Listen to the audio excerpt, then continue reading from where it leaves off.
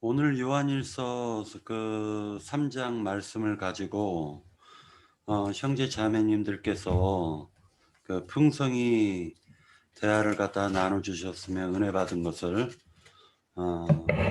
그런 시간이 되기를 원합니다. 자, 곧바로 시작하겠습니다.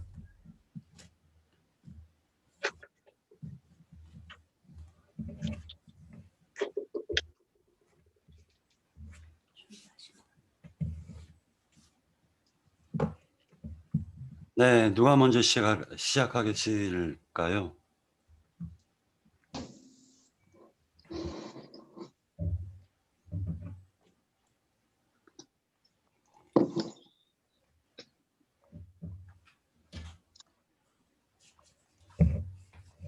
오늘은 그 요한일서 3장은요, 주제를 정하지 않았습니다. 왜 그러냐면은 어떤 지체는 이 말씀으로 깨달을 수도 있고 또 다른 지체는 다른 말씀으로 깨달을 수 있을 것 같아가지고 주제를 갖다 정하지 않고 그냥 느낀 부분이 있으시면은 허탄하게 말씀하시면 됩니다. 허심탄회하게.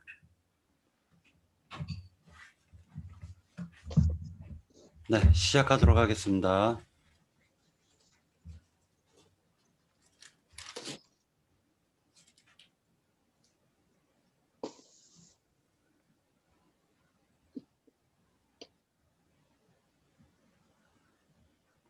오늘은 그 홍영재님이 먼저 말씀해 주시면 안 될까요?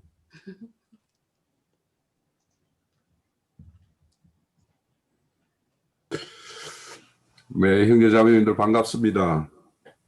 요즘에 제가 울산에 좀 뭔가 정리하고 이렇게 할 일이 많아가지고 좀 분답합니다. 그래서 줌집회도 제대로 참여도 못하고 뭐 이렇게 했는데,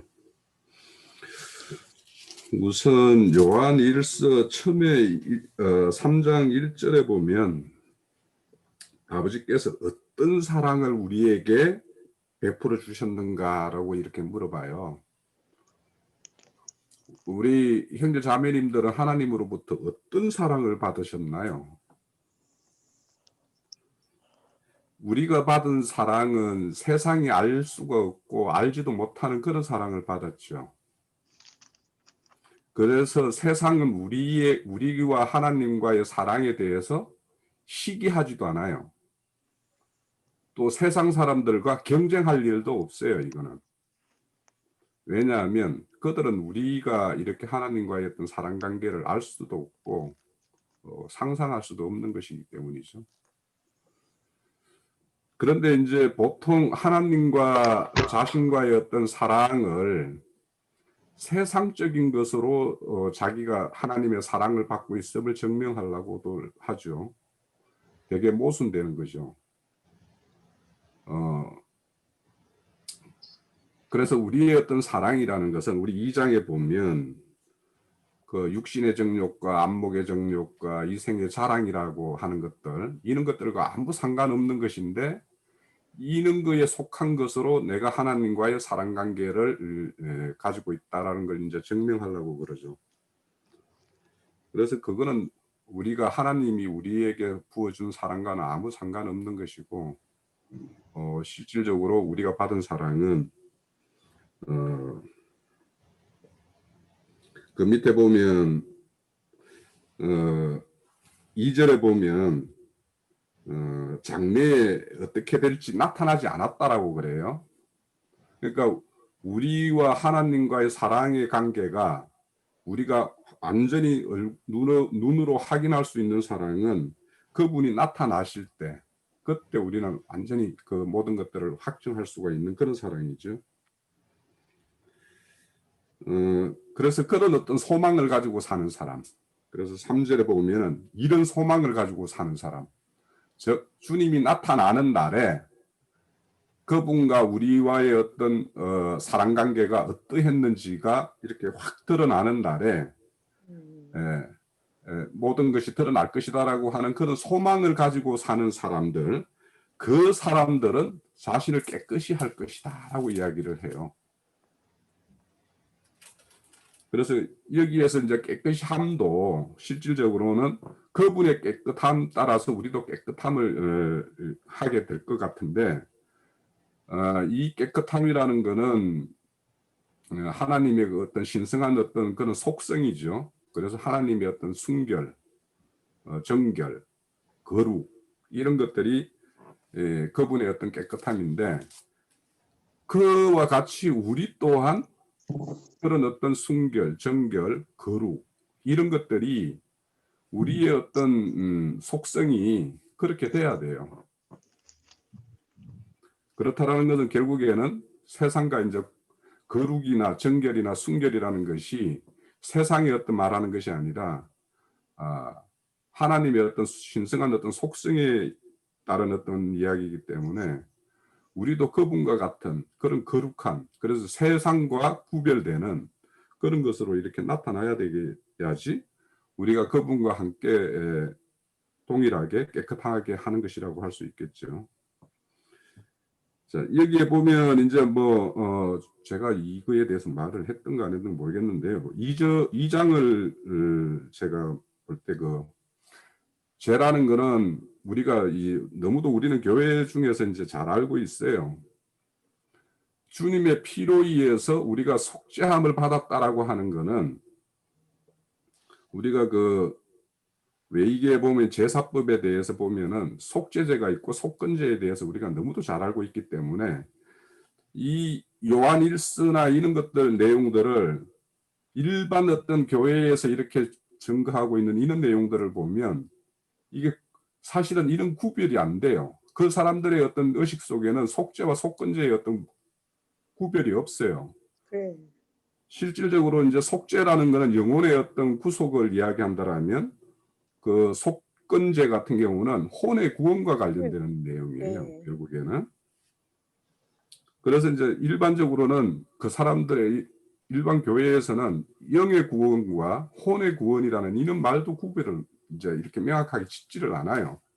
그래서 이제 지난 앞선 우리 그 지체 증거들 중에 보면 이원론, 삼원론 이렇게 이야기하는데 실질적으로는 우리가 지음은 이제 삼원론으로 이렇게 지어진 것이고 실질적으로 구속이 이루어진 거는 이원론으로 이제 가깝게 되는 것이죠.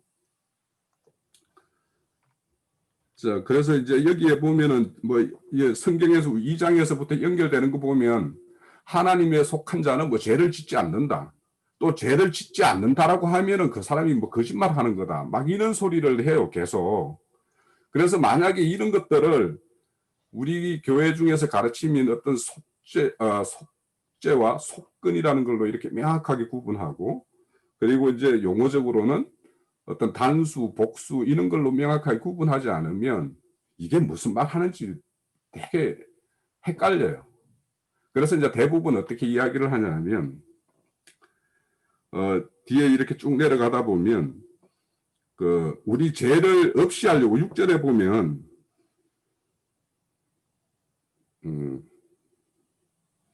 그 안에 거하는 자마다 범죄하지 아니한다. 범죄하는 자마다 그를 보지 못하고 그를 알지 못하니라. 6절에 보면. 그래서 이런 것들을 이제 어떻게 이야기하냐면 로마서 8장 1절에 보면 주 예수 그리스도 안에는 정죄함이 없다. 그래서 실질적으로 너희들이 죄를 짓지만 그리스도 안에 거하게 되면 그분의 어떤 용서에 의해서 죄를 사함을 받는 것이다. 이런 걸로 이제 이야기를 해요. 그렇지만 실질적으로는 우리가 이제 살다 보면 하나님으로부터 죄를 짓고 그 죄에 대해서 우리가 죄들이 생각날 때마다 돌이키고 회개함으로 인해서 하나님의 어떤 씻음에 의해서 다시 이제 이렇게 용서를 받는 것은 맞아요. 맞지만 거하기 때문에 그 안에 거하기 때문에 죄를 짓는 것이 아니다. 이렇게 이야기하면 맞지 않고 실질적으로 우리는 죄를 짓지만 지을 때마다 생각날 때마다 그것을 주님 앞에 토설함으로 인해서 그분의 어떤 씻음에 의해서 사함에 의해서 그렇게 우리가 속건을 받는 것이죠. 그리고 이제 여기 보면은 10절에 보면 이제 주님이 이 땅에 나타나신 것은 마귀를 이제 멸하기 위해서라고 이야기를 해요. 그 그 마귀를 멸한다라는 것은 마귀의 일을 멸한다고 이야기하죠. 마귀의 일이라는 것은 구속받은 자들을 다시 미혹해서 세상의 신에게 끌려가게 하거나 우상을 이렇게 우상 앞에 이렇게 세우거나 이렇게 하는 것들이 이제 마귀의 일인데, 결국에는 마귀의 일을 멸한다라는 것은 결국에는 하나님의 일을 하게 만드는 것이 마귀의 일을 멸하는 것이겠죠. 그러면 하나님의 일이라는 것은 우리가 요한복음에 보면 하나님을 믿는 것이 하나님의 일이니까, 그래서 결국에는 마귀의 일을 멸한다라는 것은 하나님을 믿게 하는 것이 이제 결국에는 마귀의 일을 멸하는 것이 되겠죠. 또 이 밑에 이 13절 밑으로는 쭉 보면 형제 사랑의 어떤 실질적으로 어떤 행함을 이렇게 강조를 해요. 강조를 하고, 그 17절에 보면 이제 제가 건너뛰어서 다른 형제님들이 또 제가 증거를 할 거니까 그때 가서 내가 보충할 내용이 있으면 또 보충을 하도록 하고요. 제가 너무 많이 하면 안 되니까. 17절에 보면 누가 이 세상의 재물을 가지고 형제의 궁핍함을 보고도 도와줄 마음을 갖지 않으면 하나님의 사랑이 어찌 그 속에 거하겠느냐라고 이야기하는데, 이 재물이라는 말이 헬라어로 비오스라는 우리 생명 중에 보면 조의 생명이 있고 푸시케 생명이 있고 비오스 생명이라고 말을 하죠. 여기에 그 재물이라는 걸 비오스라는 단어를 써요. 이 단어가. 그러면 이 비오스라는 단어 속에는 두 가지 뜻이 크게 대별이 돼요. 그래서 그런 육신의 어떤 생명이라는 그런 어떤 의미와 재물이라는 의미가 두 가지가 동시에 비오스라는 단어에 함의가 되어 있어요. 그러면 이제 왜 한 단어에 이 재물과 재산이라는 것과 육신의 어떤 생명이라는 것이 왜 한 단어에 이렇게 같은 의미로 담겨져 있을까? 이거 한번 생각해 볼 필요가 있겠죠. 이거 한번 생각을 해 보시기로 하고, 저는 요 정도로 일단 마칠게요. 여기서.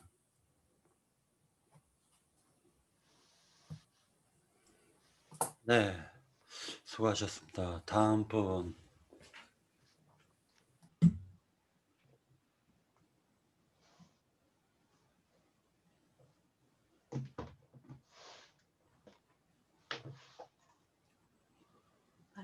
오늘 그 김옥경 자매님 한 말씀 해주시겠습니까?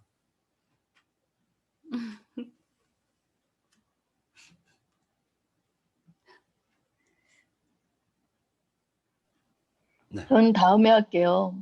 오늘 네. 머리가 너무 찌꺼거려가지고. 네, 알겠습니다. 네. 자, 월차 자매님.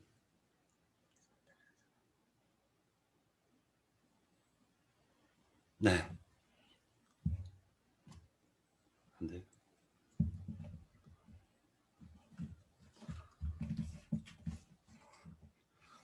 우리 요번에 말씀 안 하신 김희분 자매님 한번 말씀해 주시겠습니까? 음소거 푸시고요. 네. 자, 그러면은 우리 이순희 자매님도 하시라 그래. 한 말씀 해주시죠.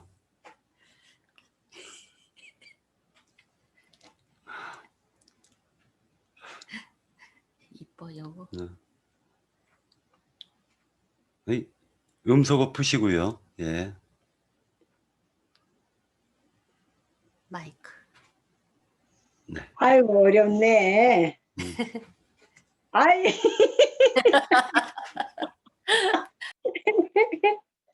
저기 나팔수 형제님 보고 좀 하라 그러지. 나팔수 형제님.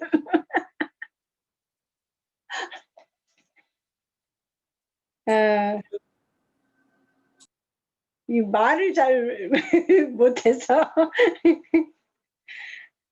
저는 거기 3장을 추구하면서 죄를 짓는 자는 마귀에 속하나니 마귀는 처음부터 범죄합니다. 하나님의 아들이 나타나신 것은 마귀의 일을 멸하려 하심이라. 하나님께로부터 난 자마다 죄를 짓지 아니하나니 이는 하나님의 씨가 그의 속에 거하며 그들 범죄하지 못하는 것은 하나님께로 났음이라 이렇게 하셨잖아요. 그래서 한방면으로 보면 하나님께로서 난 자는 죄를 짓지 않는다고 했는데 우리가 살다 보면 또 나도 몰래 거짓말도 하고 또 짜증이 날 때도 있잖아요. 근데 저는 이걸 상고해 보면서 율법 아래서 있을 때는 우리가 그 마귀에 속해 있기 때문에 율법은 로마서 7장을 좀 볼게요.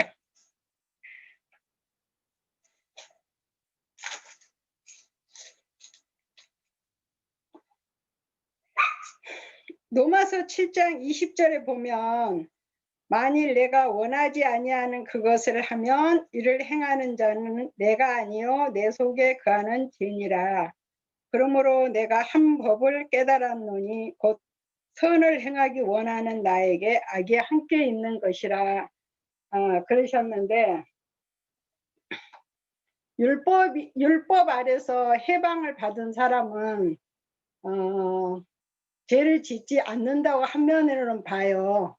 왜 그러냐면 우리가 율법 아래 있을 때는 판단을 하게 되거든요. 저렇게 하면 안 되는데 저러면 안 되는데 그러다 보면 그거는 내가 원하는 바가 아니고 사단이 하는 거잖아요. 그 판단하는 것은. 그래서 율법 아래서 해방받는 자는 죄를 짓지 않는다고 보고 또 한면으로는 율법 안에서 해방을 받았지만 생명의 성령으로 법으로 살고 있지만 원치 않게 거짓말 할 때도 있고 또 짜증을 날 때도 있고 성질이 날 때도 있기 때문에 이거를 저는 상고해 보면서 우리가 율법에서 해방받기 전에는 정말 이 사단에 속해서 평강 없이 살 수가 있는 날들이 너무 많았기 때문에 저도 이런 문제로 그동안 그 전에 한동안 많이 고통받고 있었을 때 평강 없이 골로새서 그 1장을 주님이 그 말씀을 주셨어요. 골로새서 1장 그 13절에서 14절 보면 그가 우리를 흑암의 권세에서 건져내사 그의 사랑의 아들의 나라로 옮기셨으니 그 아들 안에서 우리가 속량 곧 제사함을 얻었도다. 바울 형제님도 그 로마서 7장까지 보면 원치 않는 속에서 나오는 그 죄 때문에 많이 오호라 나는 공고한 사람이로다 고통받았던 것을 써놓은 걸 볼 수 있는데 저도 왜 이렇게 내 속에서 나오는 이런 미워하는 것들 저건 아닌데 하고 판단하는 것들 때문에 내 심령이 평강을 못 누리고 있을 때 골로새서 이 말씀을 주셨을 때 맞다 나는 흑암에서 사랑의 아들의 나라로 옮겼지 하고 이 말씀을 붙잡을 때 정말 그때 내가 평강을 누리고 그 이후로 살 수 있었던 것 같아요. 그래서 지금 이 요한 일서에서는 늘 그 형제를 미워하는 것과 사랑하는 것에서 대비되고 있는 걸 볼 때 율법 우리가 믿는다고 하면서도 율법 아래 있을 때는 형제를 사랑하기보다는 판단하고 정죄하는 때가 더 많았던 것 같아요.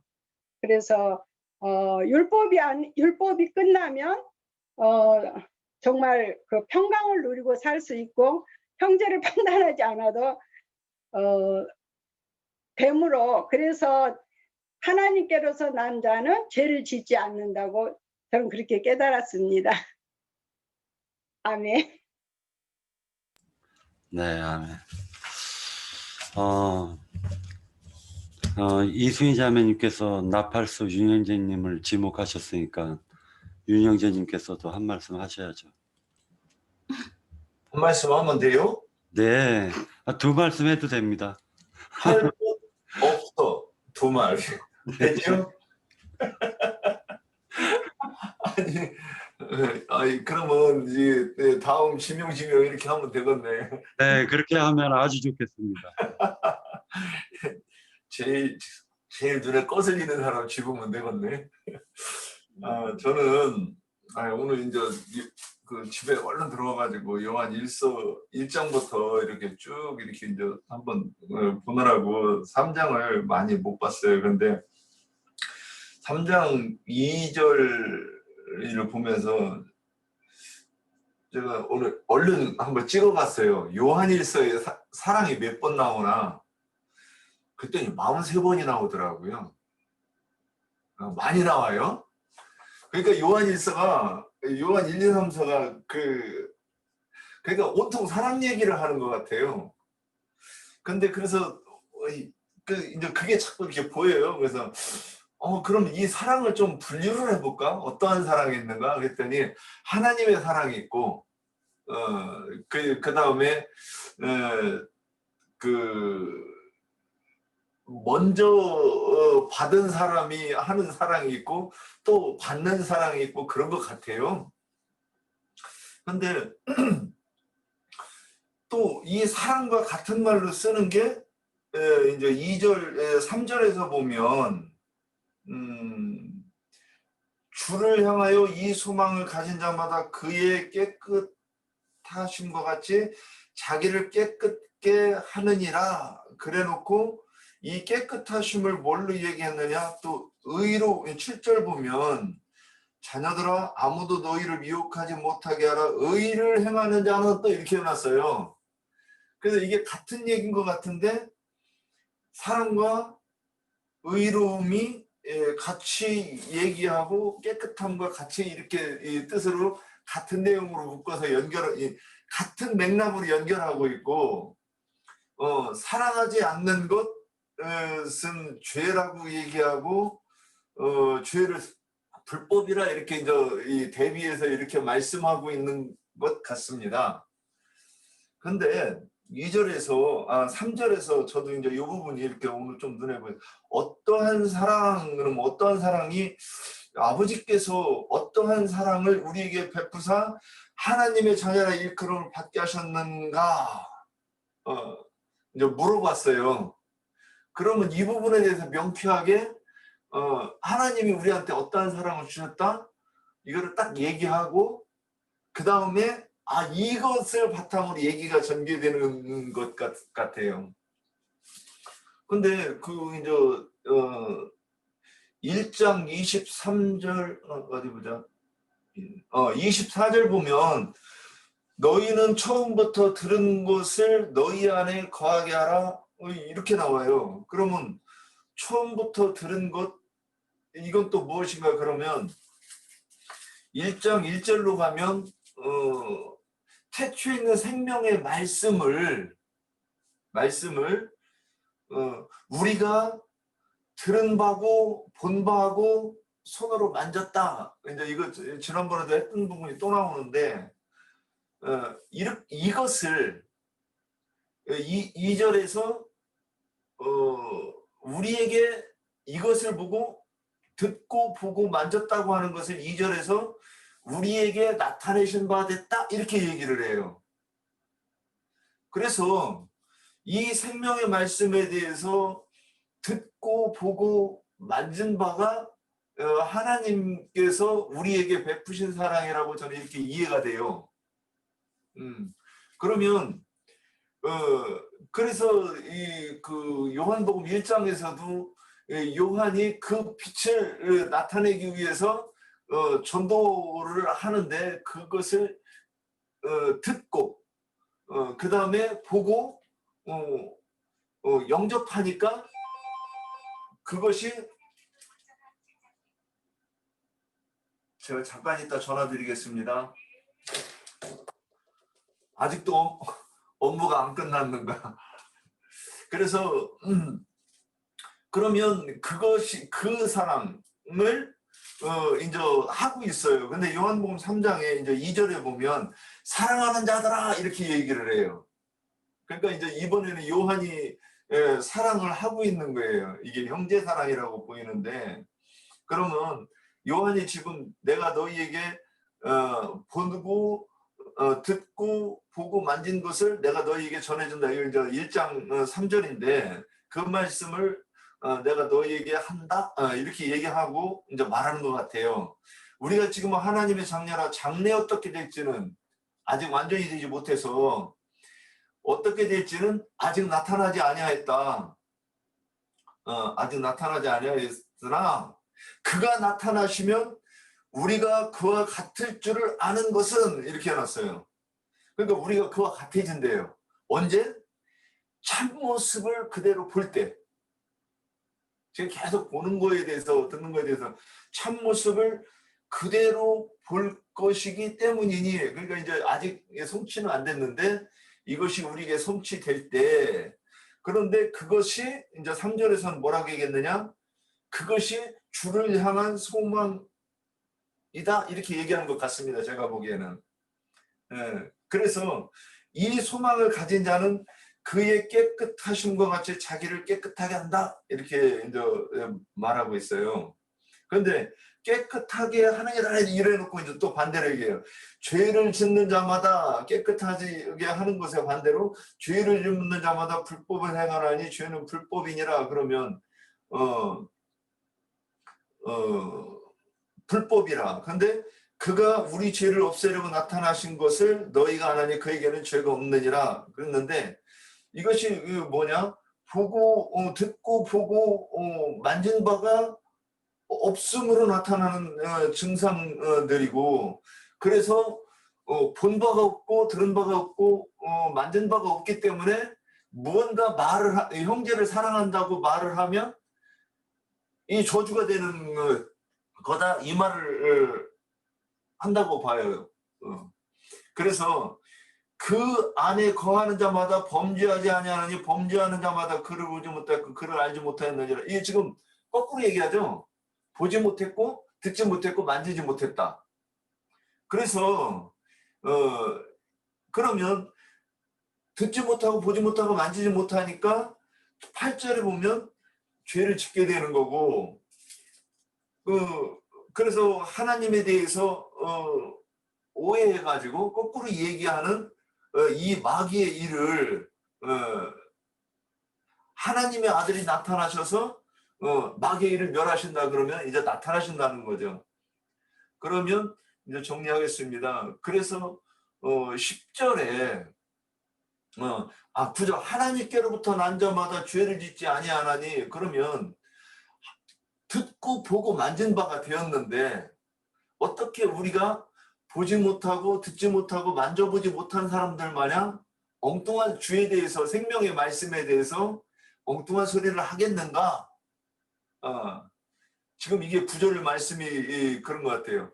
그래서 하나님의 말씀 씨가 생명의 말씀이 내 속에 있는데, 그러면 그런 사람이 하나님을 꼭 오해해가지고 마귀의 형상으로 그려가지고 말할 수 있겠는가, 이 얘기인 것 같아요. 그래서 10절 이러므로 하나님의 자녀들과 마귀의 자녀들이 드러난다.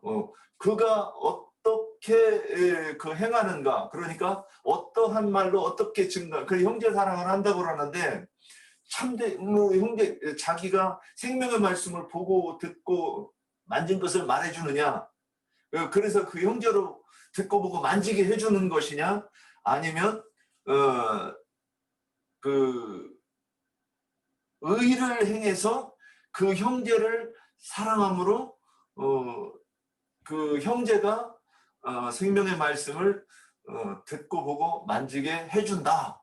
지금 이것을 말한 것 같습니다. 그 아래 이제 17절은 제가 이렇게 이해를 했다 보면 이 안에서 이 말씀도 해석이 돼야 될 것 같은데, 아니면 이 말씀이 아니면 이제 거꾸로 얘기하면 지금까지 얘기한 게 제가 하나님의 씨가 없어서 거짓 이 사랑을 한 게 될 것 같습니다. 자, 한 말씀이 너무 길었습니다. 끝. 지목도 해주세요. 예? 다른 분 한 분 지목을 해주세요. 못해요. 거슬리는 사람 한다고 아까 뭐 입방정을 떨었기 때문에 못해요. 삐질까봐. 뭐, 제가 기도 많이 하는 우리 김태순 자매님 웃으시면서 한번 해주시겠습니까? 김태준 자매님. 네.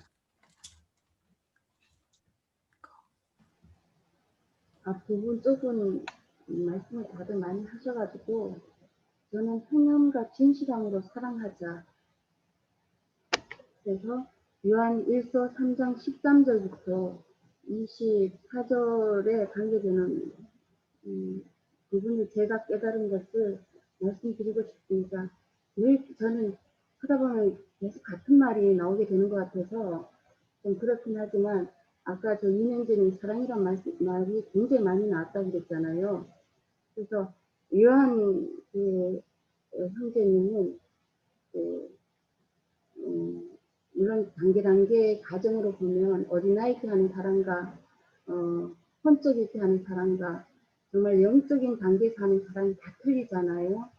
이 부분에서 저는 갑자기 생각은 안 났지만 요한복음 21장 15절부터 베드로에게 주님이 물었던 말씀이 갑자기 조금 전에 생각이 나더라고요. 내 양을 먹이라고 할 때 시몬 베드로에게 요한의 아들 시몬아 내가 이 사람들보다 나를 더 사랑하느냐 하는 이 말씀이 왜 생각이 났는지는 모르겠지만 이 세 단계 세 부분을 생각나게 해주셨어요. 더 설명은 하지는 않겠어요. 뭐 형제님들 다 아실 것 같아서 제가 뭐 주제 넘게 더 얘기하고 싶진 않고 이 말씀으로 저한테 강하게 왔다는 말씀만 드리고 그리고 행함과 진실함으로 사랑하자 이 말은 교회 신앙생활은 바로 교회 생활이라고 저번에도 제가 얘기 드렸지만 우리 하나님의 그 사랑을 실천할 수 있는 것은 바로 교회 생활이다. 저는 이렇게 보여집니다. 그래서 형제를 미워하는 자마다 이거 15절에 나오는 얘기죠. 그 형제를 미워하는 자마다 살인하는 자니 살인하는 자마다 영생이 그 속에 거하지 아니하니 하는 것을 너희가 아는 바라. 항상 대비되는 말이 주어지고 있어요. 여러 번 읽으셨으니까 이 부분도 길게 하면 또 많이 길어질 것 같고 해서 산축하는데 그리고 누가 17절에 누가 이 세상의 재물을 가지고 형제의 품핍함을 보고도 도와줄 마음을 닫으면 하나님의 사랑이 어찌 그 속에 거하겠느냐 이렇게 얘기했지만 정말 하나님의 사랑이 입혀진 그 사람이라면 그리고 그 사람은 하나님과 교통하는 사람이죠. 묻고 행하는 걸 하는 사람이기 때문에 인간의 생각으로 움직이지 않아요. 어떤 문제가 주어지고 어떤 형제를 그 문제를 보여준다면 기도를 할 수밖에 없겠죠. 말씀도 우리가 가져야 되지만 그와 동반해서 기도하는 생활도 우리는 같이 해야 되는 사람이기 때문에 기도해 보면 그 사람의 단계에 맞게 아버지가 가르쳐주는 부분이 저는 있다고 생각을 합니다. 때로는 그 사람을 물질로 도와주려 하는 사람이 있는가 하면 때로는 도와주면 오히려 그 영혼을 망친다. 그러니까 도와주는 것보다 기도로서 영혼이 바뀔 수 있도록 기도해 주러 갈 때가 있어요. 이 부분은 각자 사람이 받는 게 다르기 때문에 더 말씀은 드릴 수 없지만 이런 부분으로 올 수 있다고 저는 보기 때문에 그 사람에 맞게 하나님이 응답을 주기 때문에 내가 도와줘서 그 사람 영혼이 살아난 사람이 있는가 하면 오히려 도와주면 영혼을 망치는 사람이 있기 때문에 이 부분은 그때마다 달라진다 하는 얘기를 하고 그리고 우리는 세상 사람 도와주는 말을 교회에서 여기서 말씀하는 게 아니기 때문에 우리 교회 안에서 어려운 정말 하나님을 섬기고자 하는 그 마음은 많은데 정말 그 삶이 너무 어려워서 하나님 섬기는데 부족하다. 이런 사람들을 도와드려야죠. 이것 아버지가 이제 주는 대로 그때 오는 대로 순종하는 것이 우리 일이라고 생각하고 교회 생활이 어떠한가 이런 부분이 굉장히 중요하다. 정말 하나님이 사랑해 주면 저절로 교회로 나올 수밖에 없고 우리는 개인적으로 신령해지는 걸 원하는 게 아니고 단체 생활이기 때문에 한 세 사람을 늘 강조하고 있기 때문에 그 한 세 사람이 만들어지기 위해서는 나행전도 그 얘기했지만 혼자 독불장구처럼 잘나서 그 사람 하나만 영원히 눈떠가 되는 게 아니라고 얘기했기 때문에 먼저 눈뜬 사람은 앞으로 오는 사람 손잡아서 이끌어주고 손에 손을 잡고 사랑으로 하나 되고 합력하여 선을 이루는 이것은 교회 안에서 성도 한 사람 한 사람이 서로 교통하는 가운데서 이런 것이 이루어지기 때문에 이런 가운데서 하나님이 사랑을 보여주는 거다. 성경에서 말하는 예수 그리스도의 가장 높은 것이 사랑이라고 저는 보기 때문에 세상 관점의 사랑이 아니라 하나님이 보여주는 아가페 사랑, 필레오 사랑보다 하나님이 주는 그 아가페 사랑을 덧입는 것이 우리의 몫이고 그것들도 하나님과 교회 생활하는 중에서 성도들과 서로 교통하면서 믿음은 들으면서 난다. 나인제님이 주시는 말씀을 자꾸 들으면서 보다 보면 내 혼자가 아니고 우리는 한 세 사람 여러 지체들이라는 게 느껴지면서 저절로 사랑이 생명 유래에 의해서 나가진다고 저는 봐집니다. 그래서 이런 부분으로 되어지면 자연스럽게 하나님이 서로 손에 손을 잡고 하나님의 그 사랑이 부어져서 서로 영이 자라가고 이렇게 해서 한 세 사람으로 높이도 깊이도 다 각계 일직선상에 놓여지게 만들어서 그래서 하나님 앞에 갔을 때 칭찬받을 수 있는 그런 모습으로 만들어주는 것이 저는 교회 생활이라고 보기 때문에 오늘 또 이 부분에서 저는 교회 생활을 강조하고 싶고요. 그래서 이 모든 얘기가 다 있지만 반대되는 말도 있고 하지만 저는 하나님의 사랑 간접으로 붙들고 얘기를 드렸고 21절부터 읽어보면 사랑하는 자들아 만일 우리 마음이 우리를 책망할 것이 없으면 하나님 앞에서 담대함을 얻고 담대함이 주어지면 무엇이든지 구하는 바를 그에게서 받나니 이는 우리가 그의 계명을 지키고 그의 앞에서 기뻐하시는 것을 행함이라. 자연스럽게 이렇게 되어진다는 거예요. 그리고 무엇이든지 구한다? 세상 거 구하는 거 아닌가 아시죠? 이 기도에서 다 알고 계실 거니까. 그럼 하나님이 원하는 아버지의 뜻을 이루고 하나님 나라를 위해서 하는 것들을 하니까 하나님 자연히 줄 수밖에 없죠. 우리 개인을 위해서 구하는 게 아니라 교회 생활에서 필요한 것들을 놓고 기도할 수밖에 없는 우리들이니까. 그래서 그의 계명은 이것이니 곧 그 아들 예수 그리스도의 이름을 믿고 그가 우리에게 주신 계명대로 서로 사랑할 것입니다. 하나님을 먼저 사랑하고 내 이웃을 사랑하는 것, 하나님을 사랑하면 같이 서로 사랑하라. 한 계명으로 속도된 말씀이잖아요. 이것이 되어지면 자연스럽게 이 사랑도 주어진다. 저는 이렇게 보고요. 그래서 24장 그의 계명을 지키는 자는 주 안에 거하고 주는 그의 안에 거하시나니 우리에게 주신 성령으로 말미암아 그가 우리 안에 거하시는 줄을 우리가 아느니라. 성령이 들어와 있으면 예수 그리스도도 있고 하나님도 아버지와 아들 성령이 다 함께 있잖아요. 홀로 하나이신 예수 그리스도란 말을 생각이 나서 이 말씀을 드리는데 이것들이 되어지는 우리 모두가 될 것이라고 저는 믿습니다. 이 사랑 안에는 희생과 헌신이 들어있어요. 그래서 하나님 원하는 대로 생명 유래에서 자연스럽게 드려질 수 있는 사람들이 다 되어진다 라고 저는 그렇게 보고 싶습니다. 여기까지입니다.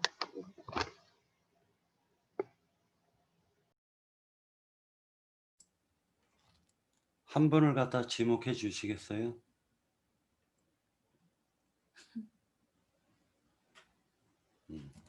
네, 네,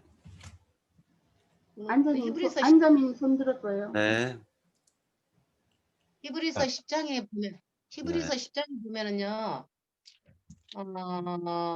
10장 26절에 보면 우리가 진리를 아는 지식을 받은 후 짐짓 죄를 범한 즉 다시 속죄하는 제사가 없고 오직 무서운 마음으로 심판을 기다리는 것과 대적하는 자를 태울 맹렬한 불만 있으리라 하고 이제 쫙 있으면서 그 밑에 잠깐만요. 31절에 보면 살아계신 하나님의 손에 빠져 들어가는 것이 무서울진저 전날에 너희가 빛을 받은 후에 고난의 큰 싸움을 견뎌낸 것을 생각하라.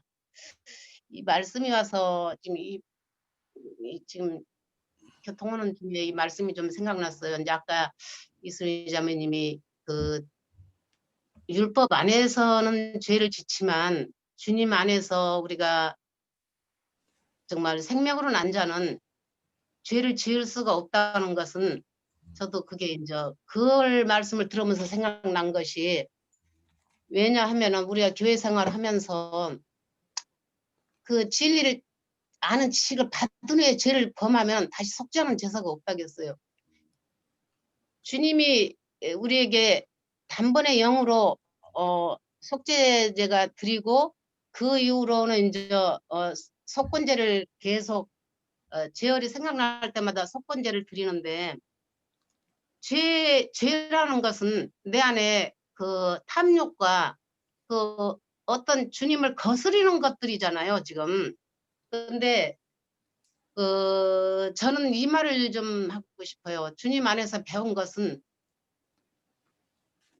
많이 있지만은 이제 제가 이렇게 말씀드리고 싶은 것은 길게 하려고는 뭐 할 수 있는 것은 아닌 것 같아요. 제가 가장 깨달은 것만, 하나님 손에 빠져 들어가는 것이 무서울진저, 저는 이 말씀이 너무 와서 아찔할 정도로 이런 것들이 몸에 이렇게 각인이 되어 있기 때문에 하나님을 만나고 나서 그 위에 죄를 짓는다는 것은 다시 속죄하는 제사가 없고 무서운 마음으로 심판을 기다린다고 했어요. 근데 심판은 뭐냐면 맹렬한 불이라고 했는데 불로 태워지는 거잖아요. 근데 이제 그것은 하나님 손에 빠져 들어가는 것과 관계도 있어요. 왜냐하면 그 하나님 손에 빠져 들어가는 것이 무서울진지 하는 것은 주님이 그냥 손 대는 것은 아니잖아요.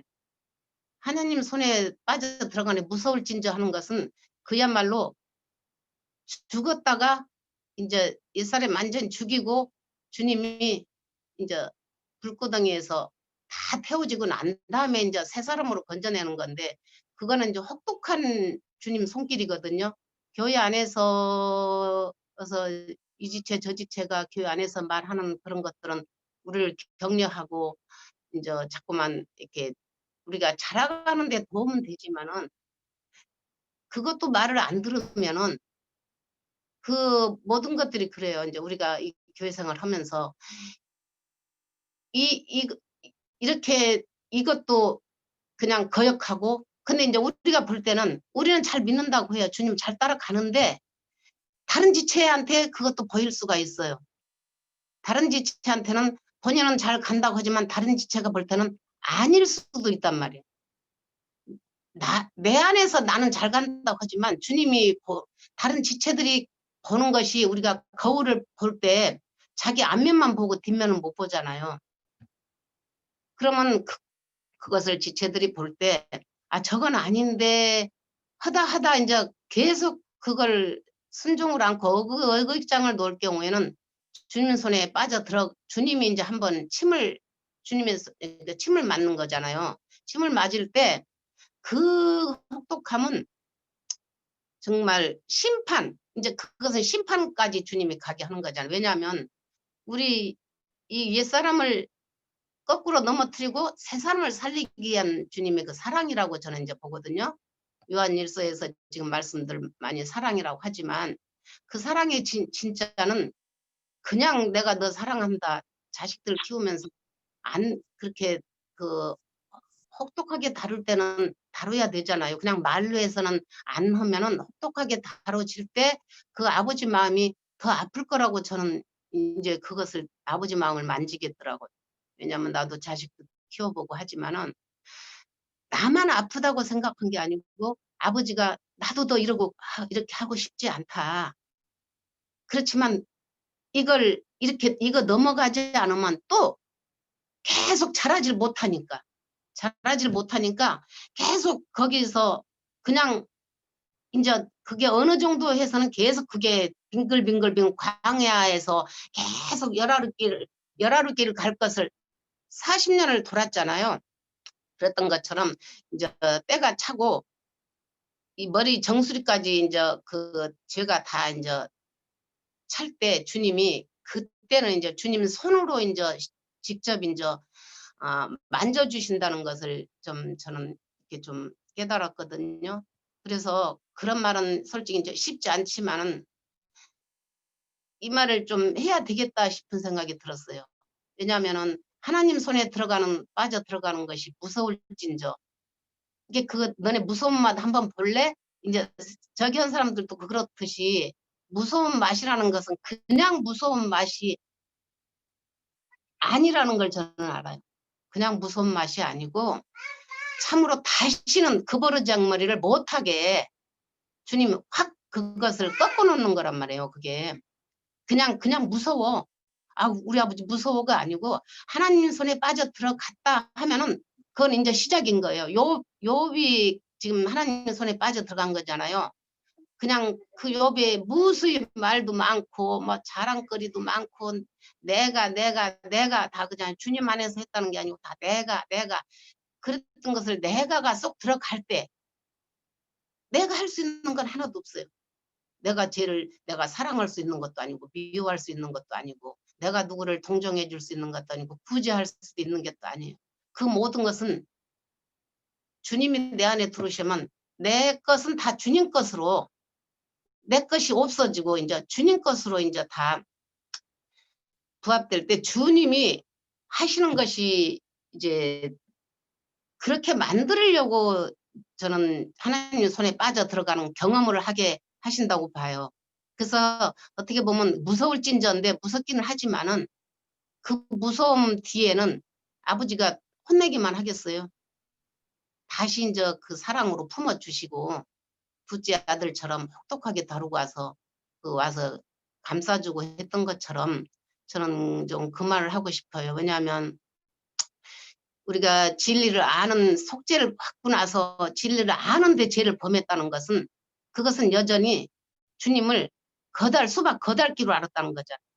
참으로 몸으로 배우고 이 마음으로 주님한테 배웠다면은 다시는 그거 할 때 그러면서 그냥 이렇게 무서움이 그 맷손이 무서움이 이렇게 자기도 모르게 이렇게 느껴진단 말이에요. 그것은 제가 이렇게 말씀드리는 거는 이제 형제님들도 어느 부분에서 그런 것을 다스면 알겠지만은 무서워서라도 막 그 몸소리가 칠 수 있을 거라 이렇게 저는 이렇게 말하고 싶어요. 몸소리 칠 정도로 무섭다, 힘들다.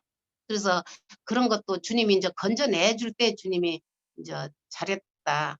그러면서 주님이 네가 나의 길을 신실하게 따라왔을 때 내가 너를 인정한다고 그걸 주님이 좀 알게 하시더라고요. 주님 가는 길이 무수히 많은 말이 있고 많은 이런 것이 있겠지만은 주님은 신실한 거. 그 한 가지면 주님은 오케이 할 것 같다고 조금 느껴져요. 그래서 이 말씀을 좀 드리고 싶었어요. 여기까지입니다.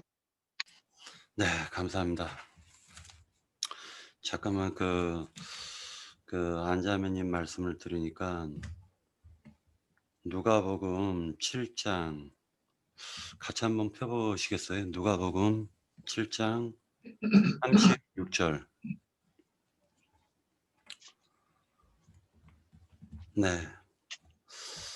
한 바리새인이 예수께 자기와 함께 잡수시기를 청하니 이에 바리새인의 집에 들어가 앉으셨을 때 그 동네에 죄를 지은 한 여자가 있어 예수께서 바리새인의 집에 앉아 계심을 알고 향유 담은 옥합을 가지고 와서 예수의 뒤로 그 발 곁에 서서 울며 눈물로 그 발을 적시고 자기 머리털로 닦고 그 발에 입 맞추고 향유를 부으니 예수를 청한 바리새인이 그것을 보고 마음에 이르되 이 사람이 만일 선지자라면 자기를 만지는 이 여자가 누구며 어떠한 자 곧 죄인인 줄 알았으리라 하거늘 예수께서 대답하여 이르시되 시몬아 내가 내게 이를 말이 있다 하시니 그가 이르되 선생님 말씀하옵소서. 이르시되 빚주는 사람에게 빚진 자가 둘이 있어 하나는 500데나리온을 졌고 하나는 50데나리온을 졌는데 갚을 것이 없으므로 둘 다 탕감하여 주었으니 둘 중에 누가 그를 더 사랑하겠느냐. 시몬이 대답하여 이르되 내 생각에는 많이 탕감함을 받은 자니이다. 이르시되 네 판단이 옳도다 하시고 그 여자를 돌아보시며 시몬에게 이르시되 이 여자를 보느냐. 내가 네 집에 들어왔을 때 너는 내게 발 씻을 물도 주지 아니하였을 때 이 여자는 눈물로 내 발을 적시고 그 머리털로 닦았으며 너는 내게 입 맞추지 아니하였을 때 그는 내가 들어올 때부터 내 발에 입 맞추기를 그치지 아니하였으며 너는 내 머리털에 감람유도 붓지 아니하였을 때 그는 향유를 내 발에 부었느니라. 이러므로 내가 네게 말하노니 그의 많은 죄가 사하여졌도다. 이는 그의 사랑함이 많음이라. 사함을 받은 일이 적은 자는 적게 사랑하느니라.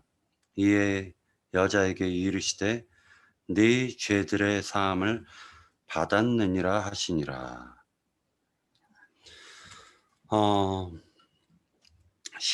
요한 1서에 다시 와서 23절 한번 볼까요? 그의 계명은 이것이니 3장 23절 곧 그 아들 예수 그리스도의 이름을 믿고 그가 우리에게 주신 계명대로 서로 사랑할 것이니라.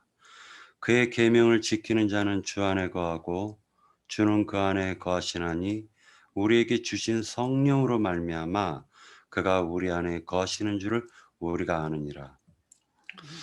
제가 요한 1서를 보면서 탁하고 전체적으로 이제 5장까지 읽으면서 내가 하나님을 헛되게 믿은 것이 아닌가라는 생각을 가진 것 중에 굉장히 큰 말씀이 있었어요.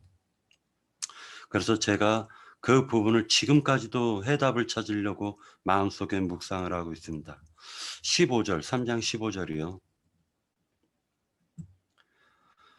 그를 그 형제를 미워하는 자마다 살인하는 자니 살인하는 자마다 그 영생이 그러니까 살인하는 자마다 영생이 그 속에 거하지 아니하는 것을 너희가 아는 바라. 16절 그가 우리를 위하여 목숨을 버리셨으니 우리가 이로써 사랑을 알고 우리도 형제를 위하여 목숨을 버리는 것이 마땅하니라. 17절 누가 이 세상의 재물을 가지고 형제의 궁핍함을 보고도 도와줄 마음을 닫으면 하나님의 사랑이 어찌 그 속에 거하겠느냐. 자녀들아 우리가 말과 혀로만 사랑하지 말고 행함과 진실함으로 하자라고 되어 있습니다.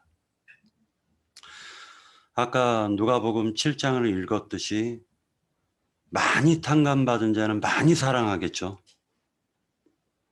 사랑을 많이 받은 자는 그 사랑을 남에게도 전달해 줄 수 있겠죠. 그래서 여기에서 요한 1서에서 증거하고 있는 그 사랑은 실제로는 진리의 사랑을 얘기하고 있는 것은 확실한 것입니다. 그런데 진리의 사랑도 마음이 가는 곳에 몸도 따라가는 법이잖아요. 그러니까 입으로만 말로만 사랑한다 하는 것도 그게 과연 진리의 사랑이 될까라는 생각을 해보게 되었습니다. 그래서 양면을 취해야 되겠구나. 양면을. 정말로 아멘. 하나님께서 이처럼 우리들의 죄를 갖다가 이만큼 그러니까 많이 탕감 받았다고 생각이 들면은 그만큼 남의 허물을 갖다가 덮어줄 수 있는 그러한 하나님이 마음을 주실 것이고 그리고 정말로 그 아픔을 갖다가 어루만져 줄 수 있는 진실된 사랑이 나올 거라고 저는 생각합니다. 이것으로 전체 얘기를 끝마치고요. 그 나영재님께서 마지막으로 정리해 주시고 정한 형제 그러면 한 분만 정한 형제가 얘기하고 그리고 저기 제가 잠깐 조금만 더 보충하겠습니다. 종안영제 끝나고.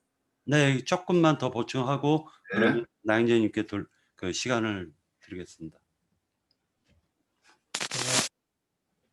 네, 오늘 뭐 하루 종일 제가 이제 느낀 점을 말씀을 해드리려고 했었는데요. 오늘 조금 많이 좀 분주하네요. 하지만 오늘 항상 제가 요한일서를 계속 이렇게 공부하다 보니까 마음에 왔던 게 아주 깊은 게 하나 있었습니다. 오늘 카페에서 나영재님의 예전에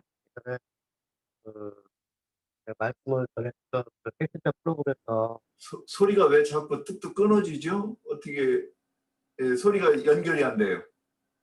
기억이 안 돼요? 할게요.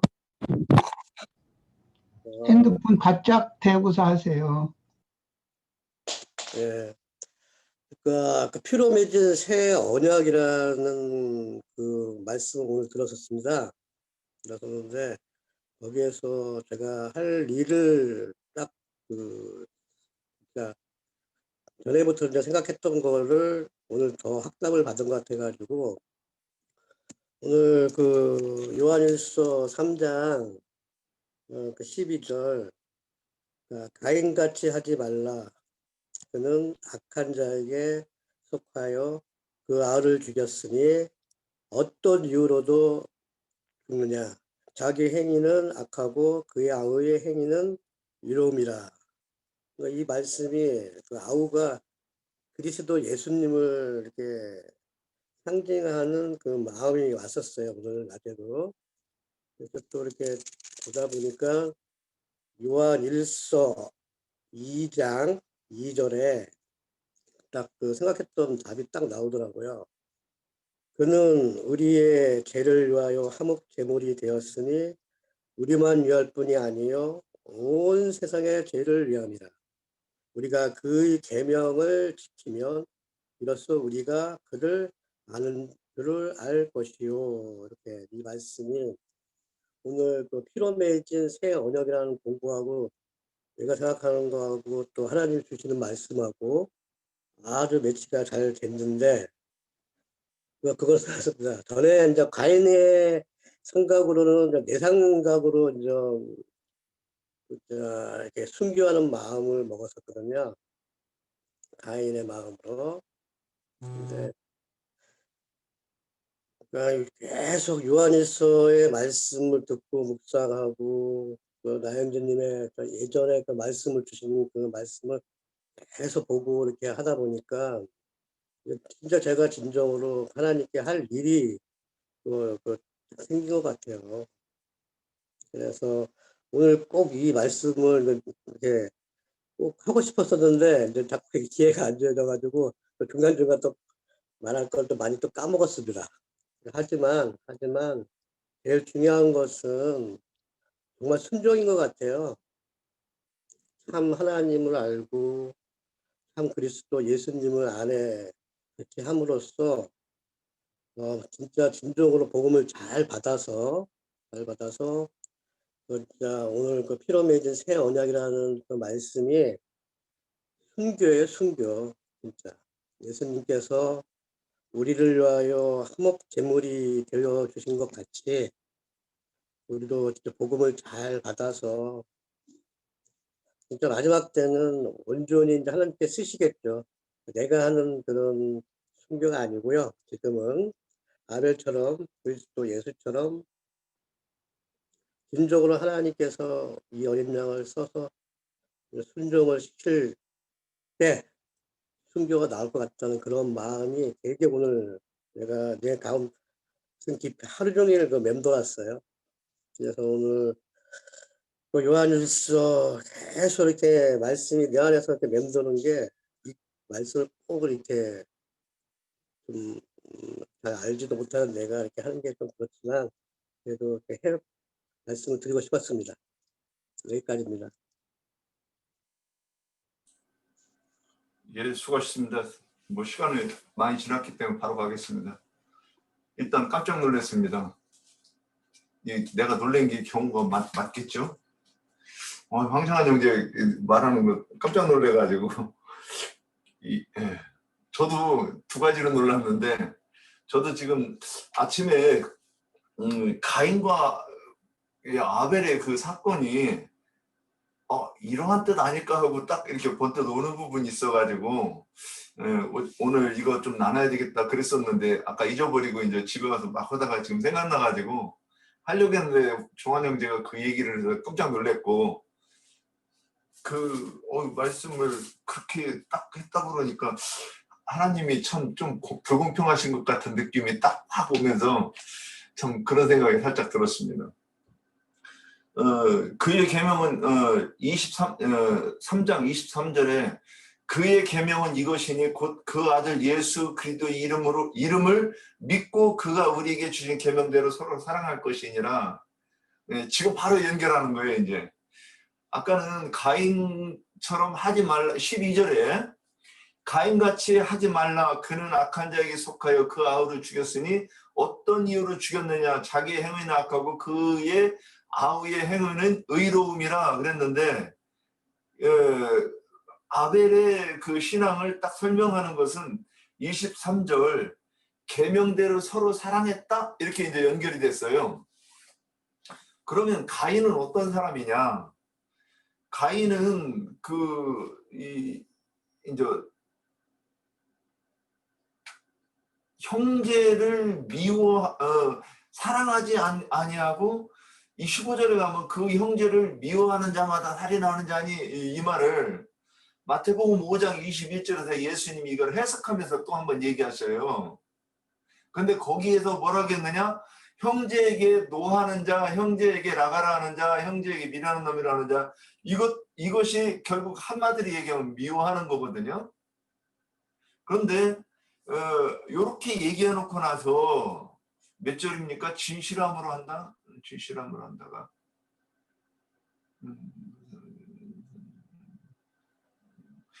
16절 그래 놓고 나서 그가 우리를 위하여 목숨을 버리셨으니 우리가 이로써 사랑을 알고 우리도 그 형제들을 위하여 목숨을 버리는 것이 마땅하니라. 이 사건이 아벨이 그렇게 죽었어요. 그 형제를 위해서 목숨을 버렸다 이렇게 돼요. 그러고 나서 18절에 가면 자녀들아 우리가 말과 혀로만 사랑하지 말고 행함과 진실함으로 하자 그랬는데, 여기서 요한복음 4장 24절 말씀이 생각나는 거예요.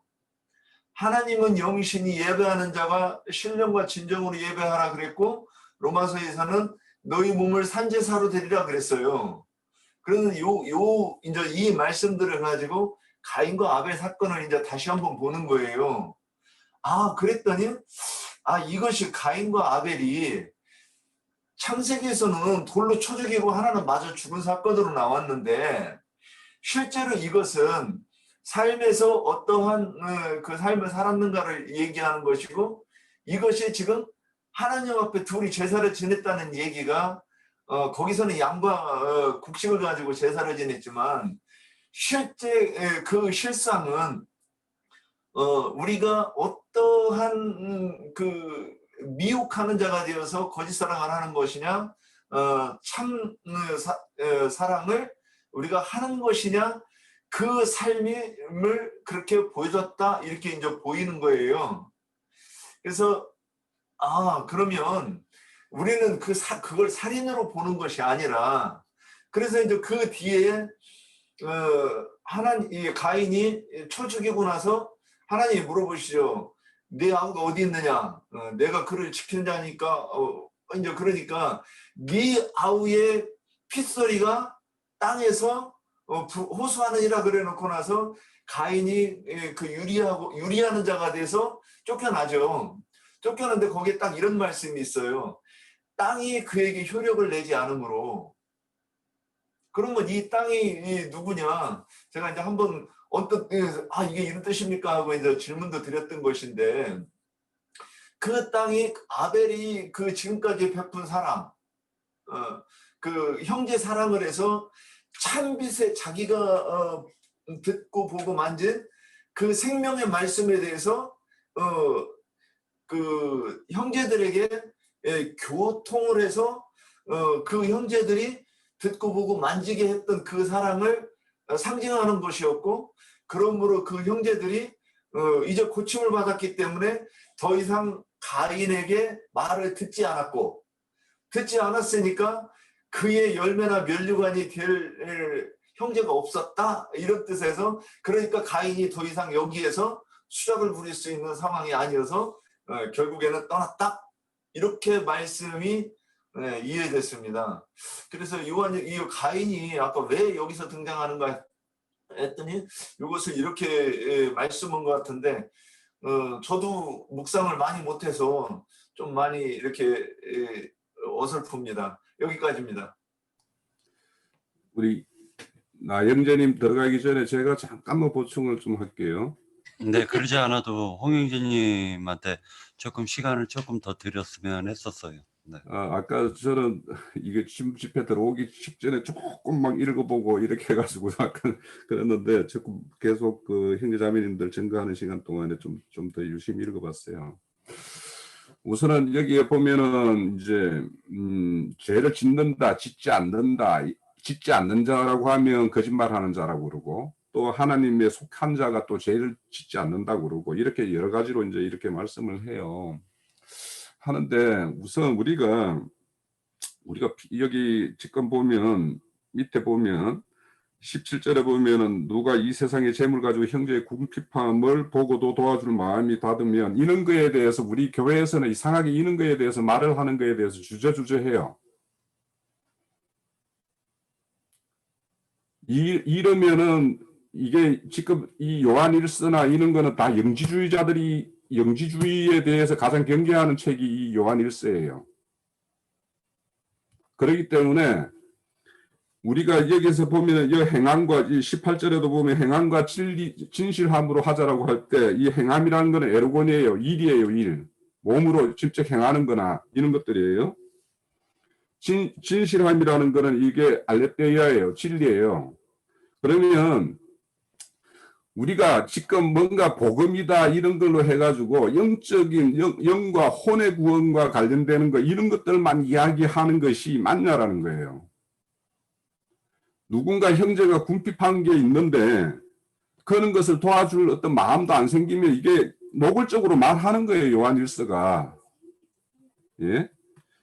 그래서 여기 위에도 보면 대비를 시켜요. 의를 행하는 자하고 죄를 짓는 자. 그런데 죄를 짓는 자를 뭘로 연결시키냐 하면 형제를 미워하는 자라고 연결시켜요. 그러면 의를 행하지 않는 자는 형제를 사랑하지 않는 자라는 거예요. 여기에서 다른 걸로 죄라는 것은 여러 가지 죄가 있지만 요한 1서에서는 형제 사랑을 가장 강조해요. 그래서 죄를 짓는 것도 다른 죄 여러 가지 죄가 있겠지만, 지금 3장에서는 요한 1서 3장에서는 형제에게 형제의 애를 다하지 않는 것을 죄라고 이야기하는 거예요, 지금.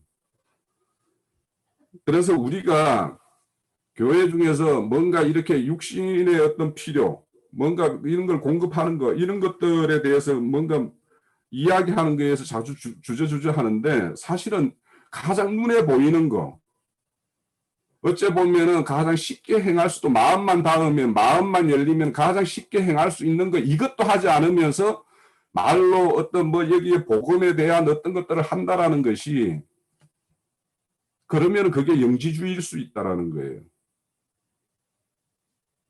그래서 우리가 교회 중에서 뭔가 이런 물질적 이런 이야기하면 아주 이상하게 생각하는데, 제가 어제 요즘에 이제 논의도 그런 거예요.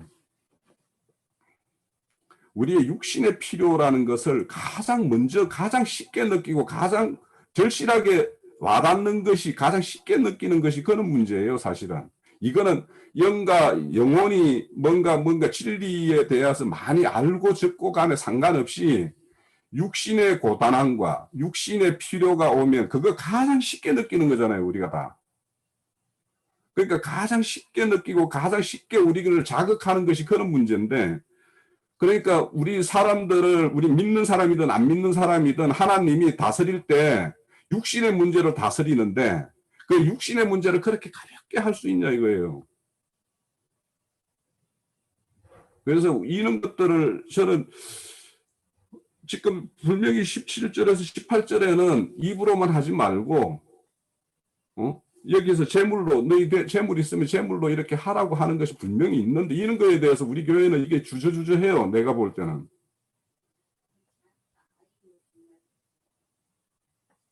그래서 이게 만약에 이런 문제를 스킵하고 이런 거는 논의도 안 하고 뭐 이런 말씀에 있는 거는 이거는 너무 기본이기 때문에 안 하시는 걸 수도 있어요. 우리는 다들 이런 것들은 다 이렇게 교회 중에 혼하지 않게 다들 이렇게 행할 줄 아는데 이런 액면으로 그대로 적혀 있는 것들을 이런 거에 대해서는 이렇게 우리가 주저주저 하는 것이 좀 문제 아닌가 싶은 생각이 들어서 제가 제기를 하고 있는 거예요.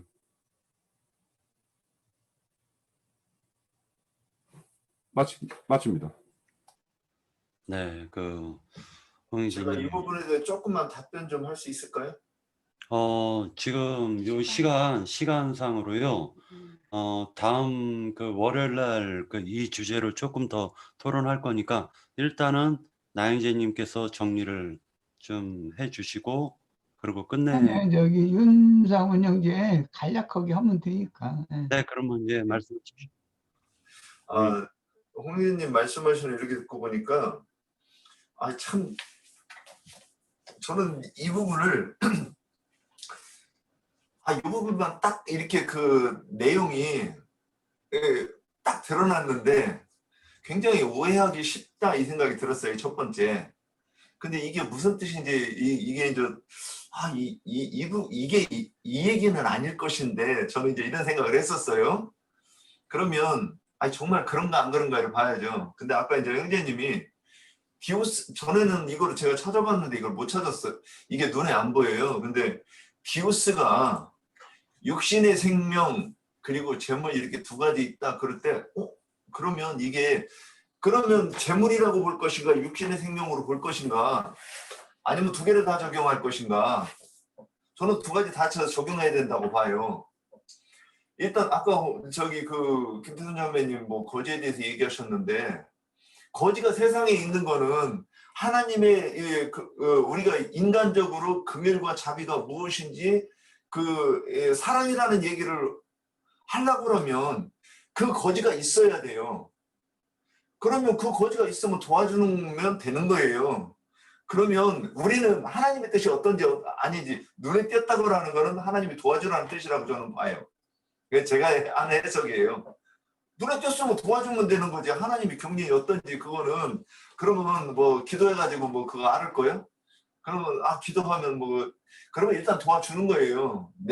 그것은 내가 마음이 열려 있으면 긍휼을 하는 여기는 마음은 하나님이 주신 거고 이건 인간적으로 누구나 느끼게 돼 있어요. 그럼 느끼면 도와주면 되고 자기 양심을 돈이 있으면서 양심을 거슬리면 그냥 주머니 꼭 닫고 가면서 계속 뒤통수 뜨거우면서 가는 방법이 있고 그리고 진짜 도와주는 방법이 있는데 이것이 신앙에서 연결이 된다는 거죠.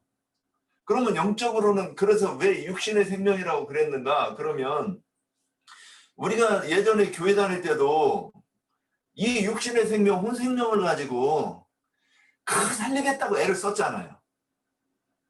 지금 그러면 그 애를 쓴 부분 이걸 가지고 얘기하잖아. 아까 이제 확 이렇게 왔었어요.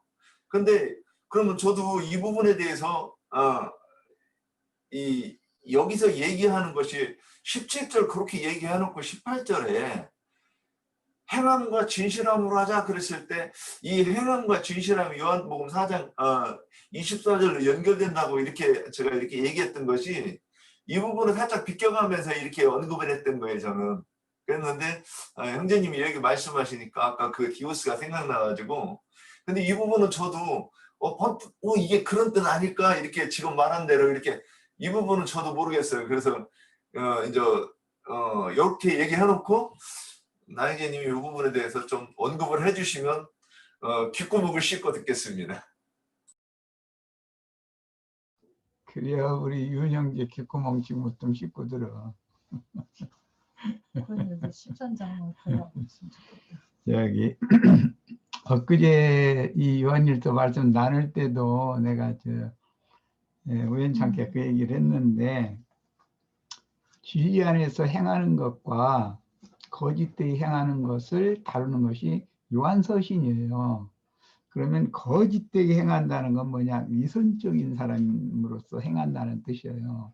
진실되게 행한다는 뜻은 위선이 없이 순수한 마음으로 행한다는 뜻이고, 그래서 창세기 시작에서부터 오늘 우리 황정한 형제로부터 시작해서 가인과 아벨 이야기가 원 근원은 거기서 오는 거예요. 복음서에서 산상수훈에도 예수님 말씀하실 때 형제를 미워하는 것은 곧 살인하는 거다. 그게 이제 그 창세기 얘기를 갖다가 대입시켜서 하시는 말씀이었었거든요. 자, 이것은 이제 율법에서는 고범죄라는 말이 나와요. 고범죄에 대비되는 말은 오범죄예요. 고살죄 혹은 오살죄 이렇게도 번역이 돼 있어요. 고범죄라는 것은 아까 히브리서 누가 그 구절 인용을 했던가, 히브리서 10장 짐짓 범죄하는 얘기, 짐짓이라고 번역했어요. 그 말은 고의적으로 뻔히 알면서 어떤 의도성을 가지고 그런 의미예요. 짐짓 죄를 범하면 사면을 받을 수 없다는 거예요. 그것은 카인이 자기 동생을 죽일 때 도로 죽인 것이 아니에요. 미운 마음이 그를 사로잡고 있었기 때문에 결과적으로는 죽이게 된 거예요. 자, 그런데 자기 동생인데 한 피 받은 형제인데 죄의 권세가 가인을 격동을 시킬 때 스스로는 이길 힘이 없었던 거예요. 그래서 사실은 동생을 죽일 때 의도를 가지고 죽인 거예요. 그건 이제 제사 문제 때문에 죽인 거니까 그게 의도의 원인이에요. 자, 이제 이 얘기를 이렇게 좀 하는 원인은, 아벨은 그 부모님이 짐승 가죽으로 새 옷을 해서 입혀주시고 새 이름을 주셨던 그것을 계시를 받아가지고, 대속 제물로 대신 제사를 하는 것이 하나님의 뜻이구나. 죄인이니까 사람이 죽어야 되지만 사람이 살아나는 길을 하나님이 지금 계시로 제시해 놓고 있구나라는 걸 깨달았다는 거예요. 우리 모든 사람은 다 죄인이니까 죄는 죽는 거예요, 하나님 앞에. 그러나 살아날 수 있는 길을 예비를 해 놓으셨어요. 그것이 예수 그리스도, 그분 자신이 오셔서 화목제물로 대속물로 드려지는 거예요. 그 한 몸을. 그것이 성경 전권의 그 큰 줄기고 흐름이에요. 그런데 유대교 지도자들이 예수를 자기네들의 율법으로 정죄해서, 자기네들은 죽이는 권이 없었기 때문에 생사해탈권을 가진 로마의 황권에 이제 세상 짐승에게 팔미를 해서 맡기는 거예요. 그런데 강요하는 거예요. 세상 짐승 그 빌라도가 볼 때는 이 죽일 만한 죄가 없는 거예요. 그러니까 안 죽이려고 그랬어요. 그러니까는 밀란을 일으킬 것처럼 위협을 가해가지고 할 수 없이 너희가 알아서 해라 하고 이렇게 재판을, 불법한 재판을 하게 한 거죠. 그리고 나서는 이제 죽였어요. 그런 것을 고범죄라고 그래요. 뻔히 알면서 짐짓이라고 번역했는데 의도를 가지고 죽인다 이거예요. 사실은 그 예수를 죽일 때 빌라도는 이미 알고 있었어요. 자기네들의 교권 문제 때문에 예수를 저렇게 죽음의 그 사지로 몰아넣는다라는 걸 알고 있었어요. 그러니까 그 사람들은 이미 빌라도에게도 그들의 속내가 다 들통이 난 거예요. 세상 사람이잖아요. 그런 진리가 무엇이냐라고 반문할 정도 진리에 대해서는 관심도 없는 사람이에요. 그런 사람한테도 유대교 지도자들의 속내는 다 들통이 났어요. 근데 그런 경우를 뻔히 알면서 살인을 한 죄거든요. 그건 고살죄이거든요.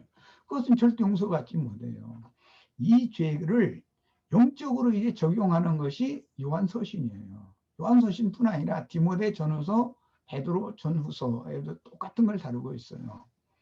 자, 그러면 요한서신에서 더 정확하게 사면받을 수 있는 죄도 있고 사면받을 수 없는 죄도 있다. 사면받을 수 있는 죄에 대해서 구하는 것은 형제를 사랑하는 거예요. 사면받을 수 없는 죄에 대해서는 구할 필요가 없는 거예요. 그것은 진리의 사랑이기 때문에 그래요. 인간적인 사랑 같으면 사면받을 수 없는 죄라고 해서 아이고 그 사람 용서해 주시라고 하는 말 한마디 한다는 것이 그 뭐 나쁜 건 아니잖아요. 그런데 하나님은 그런 것을 명확하게 딱 갈라버리는 거예요. 사면받을 수 없는 죄라는 것은 율법에서는 고살죄라고 그랬고 고범죄라고 그랬어요. 복음서에서 예수님은 가인이 아벨을 죽인 것을 들어서 형제를 미워하면 이미 그 마음에 살인한 거다 이렇게 단정을 이미 해놔버렸어요.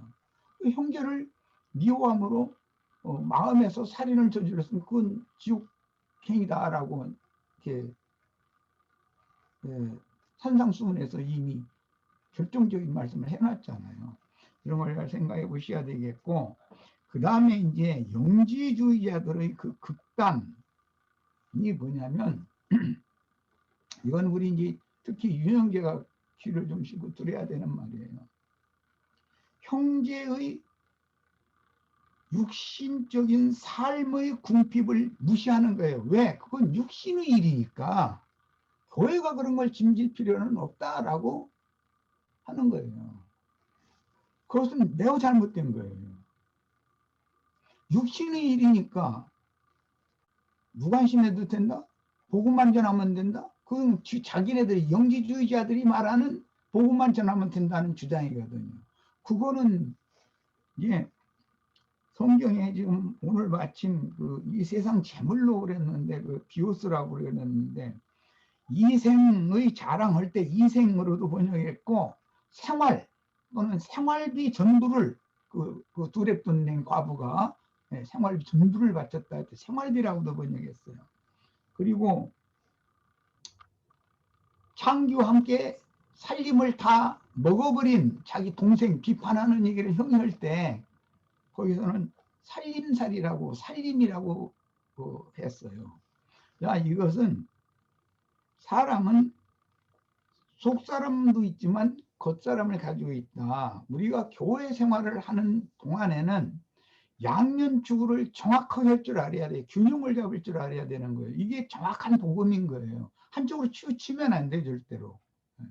육신의 일만 주장을 하면은 세상 교회나 세상 사람이 되어버리는 것이고, 그래서 바울 사도도 같은 영으로 복음을 전할 때 어떻게 했냐면 어려운 형편에 있는 사람을 도와야 된다는 것을 말씀을 했어요. 그런데 먼 데 있는 사람을 돕는 것보다 가까이 있는 교회 안에 있는 지체를 먼저 도와야 된다라는 걸 명확하게 했어요.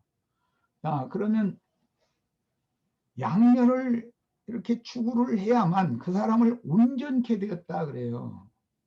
영적인 사람 하면 그건 온전케 되지 않은 거예요. 한쪽으로 치우친 거지. 그렇다고 또 육적인 사람, 그러면 그건 그쪽으로 또 치우친 거예요. 영혼을 구원하는 목적은 궁극적으로 육신의 몸을 우리가 다 가지고 있기 때문에 어떤 지체가 궁핍에 처했다든지 감옥에 갇혔다든지 그럼 당연히 돌아봐야 되는 거예요. 그럼 말할 것도 없어요.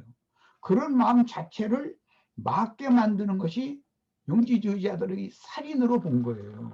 형제를 미워한 걸로 본 거예요. 그러니까 이런 문제를 꼭 양면을 합당하게 추구해서 온전한 사람이 되는 것을 성경이 가르친다.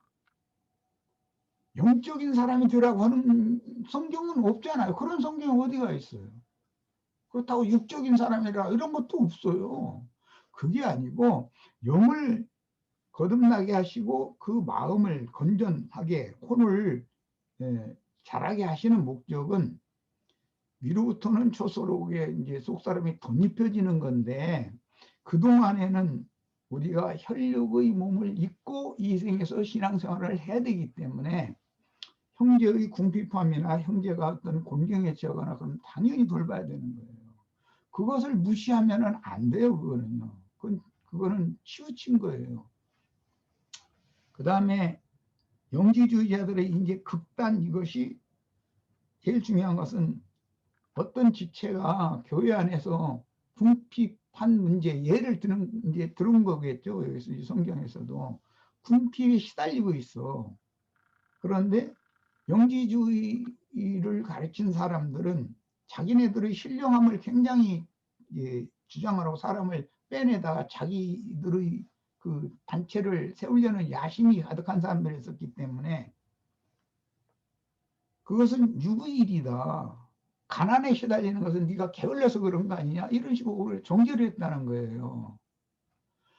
아무리 수고를 해도 안 될 수가 있는 거예요. 노력은 다른 사람보다 배나 더 하는데 예를 들자면 돈이 안 벌릴 수도 있는 거예요. 휴가라고 벌으면 다른 데 다 새나갈 수가 있는 거예요. 10,000원 벌었는데 1,100원이 나갈 수도 있는 것이거든요. 그럼 오히려 고행은 직사하게 하고 빚은 계속 누적이 돼서 쌓일 수가 있어요. 그 사람 노력을 않고 게을러서 그러느냐. 그 영주주의자들이 그게 자기네들의 주장을 세우기 위해서 하는 말인 것이지 누구는 이제 돈풍이라 있는 이제 사람들이 그렇게 말을 했겠죠. 이건 이제 신학자들이 한 얘기예요. 우리가 이렇게 먹고 살만한 거는 예를 들자면 우리가 거저 이렇게 된 줄 아느냐. 해가면서 힘든 어떤 지체를 오히려 무한을 줬다는 거예요. 그것은 한쪽으로 너무 치우친 거예요. 하나님의 행사에 대해서 무시한 거예요.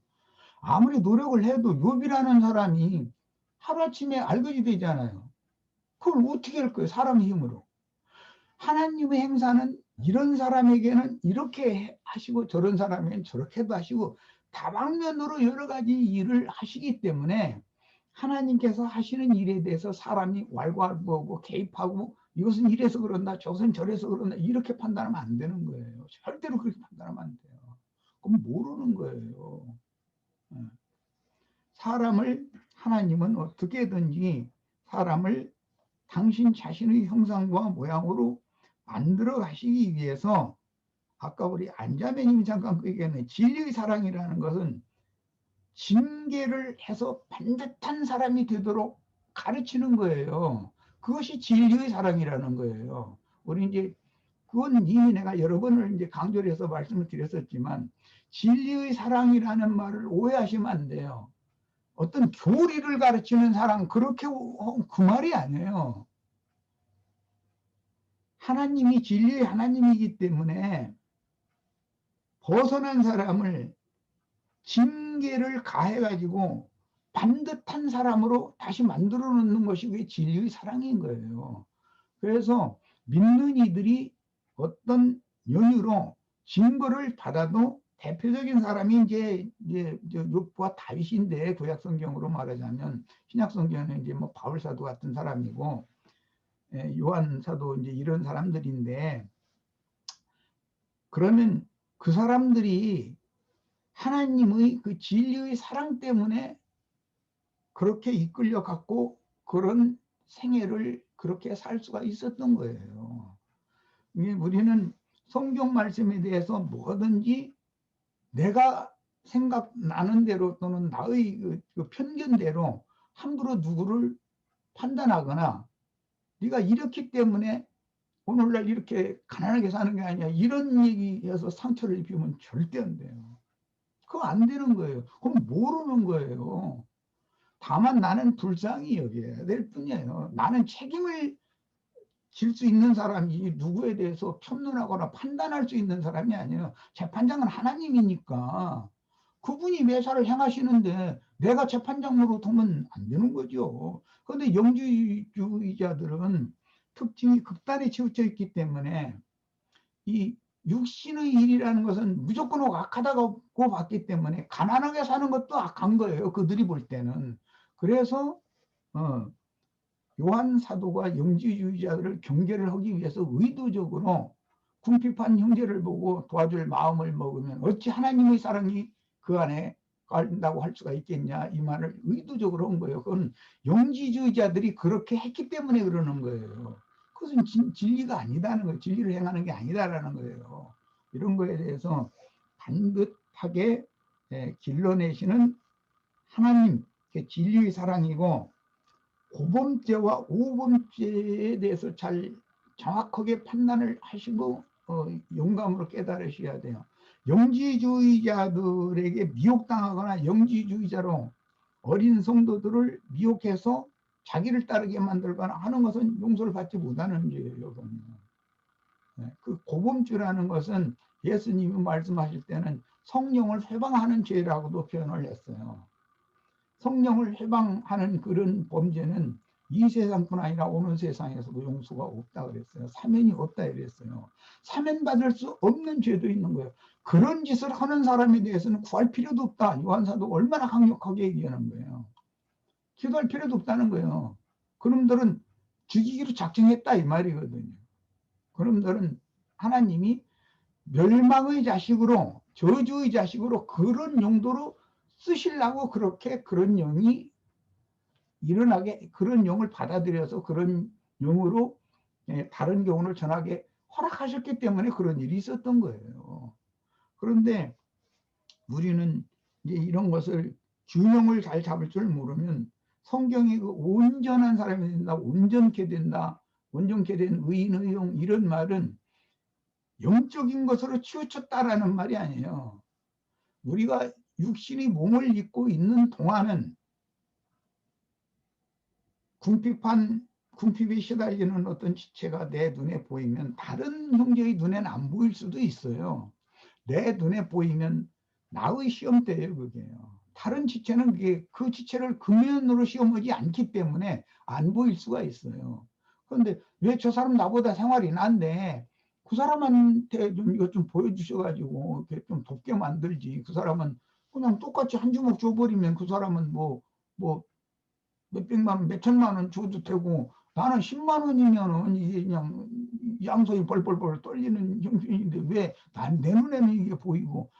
그거는 궁핍에 처해본 사람의 눈에나 그게 보이는 것이지, 원래 궁핍을 모르고 인생을 살아온 사람의 눈에는 남이 궁핍한 것이 별로 관심 밖의 일이기 때문에 안 보이는 거예요. 이제 이런 것을 잘 생각하셔야 돼요. 그러나 그 사람은 다른 걸로 시험을 받아요. 하나님은 그를 사랑하신다면 반드시 징계를 해서라도 반듯한 그 위치, 반듯한 자리에다 딱 데려다 놓으시기 때문에 그 사람이 어떤 생활, 그 삶의 어떤 윤택함, 이것 때문에 그는 시험을 안 받는다고 생각하면 안 돼요. 오히려 그런 사람에게는 자식을 데려가 버릴 수도 있어요. 자식을 데려가시는 것이 재산층 고독하는 것보다는, 우리 같은 불량이면 자식 데려간다고 그러면 나 같아도 난 성질내서 안 믿어버리고, 오늘부터 알아서 나까지 데려가시라고 나 이러고 뻗어버릴 거예요 그냥. 그러니까 이것은 사람마다 다른 거예요. 그래서 하나님이 이제 징계를 하실 때 세 가지로 주로 하는데, 기근을 보내시는 거, 역병을 보내시는 거, 전쟁을 일으키는 거예요. 그런데 기근이 제일 보편적이고 누구나 다 경험하기가 쉬운 거예요. 제일 쉬운 거예요. 그게. 가난에 시달리는 거, 그거 자랑하시면 안 됩니다. 주님께 부탁을 해야죠. 또 아까 우리 김태순 자매 교통하는 중에 너무 좋은 얘기가 나왔는데, 지체의 궁핍함을 도와준 것 자체는 잘한 것이지만 그것을 이상하게 옛사람은 내색을 해가지고 육적인 사람과 자기를 세우는 구제를 할 수가 있어요. 상대방이 눈치채게 그거 내가 도운 거야.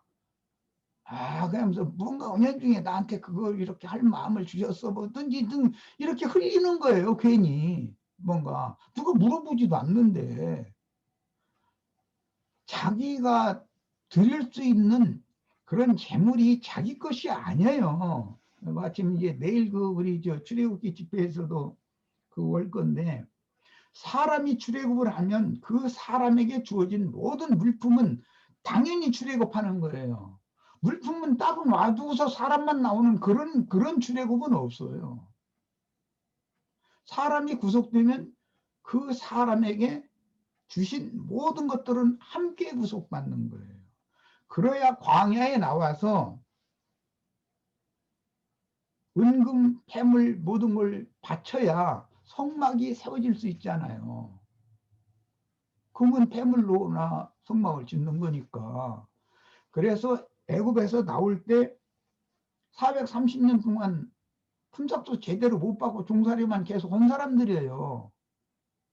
그런데 품삯을 한꺼번에 딱 받아가지고 나오게 그냥 빈손으로 내보내시지 않았다고 돼 있어요. 은금을 구하고 의복을 구해서 그걸 받아가지고 나오게 돼 있어요. 그럼 그게 그 사람들 사는 데만 쓰라는 용도가 아니고 하나님께 바쳐서 성막을 세우려고 그렇게 한 거예요. 이게 교회 건축인 거예요. 그러니까 나만 내 영혼만 구원받으면 된다. 이건 영지주의예요. 그렇지 않아요. 내가 구원받았으면 나에게 부수적으로 필요한 모든 것, 아내, 남편, 자식, 그다음에 재산, 직장 모든 것이 다 함께 구속받아야 되는 거예요. 구속이라는 것을 그게 폭이 너무 좁게 이해를 하시면은 오해를 할 수가 있기 때문에 오늘 여기까지 말씀을 드렸습니다. 네, 마칩니다. 네, 1분만 정리하고 끝내겠습니다. 오늘 나인제님 말씀을 들으면서 우리가 가진 것, 건강, 시간, 그 다음에 갖고 있는 모든 것들이 하나님께서 우리에게 베푸신 것이다.